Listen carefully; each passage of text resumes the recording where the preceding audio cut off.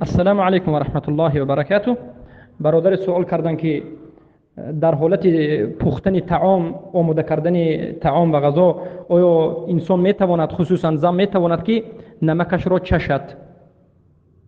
البته این یک چیزی مهم است، سوال اینچنین مهم است، برای که هر روز انسان ها، خصوصا مادران ما، خواهران ما، بارک الله فیهم، طعام آماده میکنند، بارک الله فیهن، طعام آماده میکنند.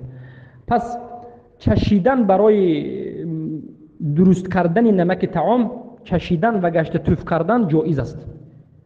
چشیدن نمک برای درست شدن طعم خوراک میچشید، با گشته بیرون توف میکنید، این درست است و جایز است.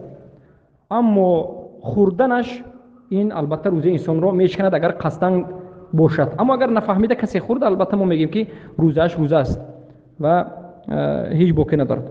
پس چشیدن خوراک جایز است. و این چنین کسی مثلا دهانش چی شود، دهانش سخت خشک شود، ما میگوییم به زبان تاجیکی عرف عادت ما میگن قاق شود، دهان انسان قاق شود یا که سخت خشک شود، حتی زبان در دهان چسبد، به آب ماند، در این حالت دهان را چقه کردن به آب تازه، دهان خود را با یک آب دور زنانه چقه کنید، به دهانتون یک آب بگیرید، اما غرغره نکنید، به گولیتون آب را نبرید، بلکه در درون دهانتون دور زنانه گشته ببرین، این آب را اندازید ببرین توف کنید، هم جایز است. یعنی دهانتون کمی تر شود، از چسبکی شود، جدا شود، هم جایز است.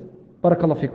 البته این از گفت علما هست، این فتوا را علمای کباری اهل اسلام دادن، بارک الله فیکم. و این عقیده و این مقصد رویش و این فقه خیلی که به شما بیان کردیم، فقه اهل سنت و جماعت با آسانی گرفته شده است و تمام علما به این چیز اجازه دادن. یا که دوش گرفتن در ماه مبارک رمضان برای سلخن شدن باشد، هم جایز است. مثلا یک کس در این تابستان یا که در اولهای تابستان چیکار میکند، سخت گرم شد، روزه دار است، خواست که چکند دوش بگیرد، غسل بکند، جایز است. اما علما میگن بعد از ظهر بهترش نگیرد، بعضش میگن بعد از پیشین نگیرد. کس قول درست و راجح این است که کدام وقتی که خواستید شما دوش گرفتنتون جایز است، لیکن حرکت بکنید به بینیتون، یا که مثلا به گوش و که به دهانتون آب زیاد نرود، برای که همه این با میراد به حلقوم و به درون معده داخل میشد. بارک الله فیکم.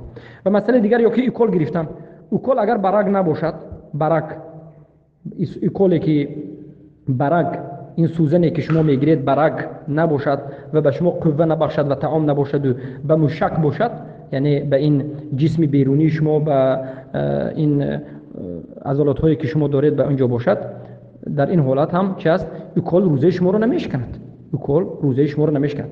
حتی اگر ایکول برگ باشد اما به شما قوه نبخشد، به شما طعام ندهد، بلکه به مانند ضد میکروب، با زبان روسی میگن آنتی بیوتیک باشد، هم در این حالت علما اختلاف کردند، لیکن این هم روزه انسان را نمیشکند، برای اینکه این به روزه هیچ دخل ندارد.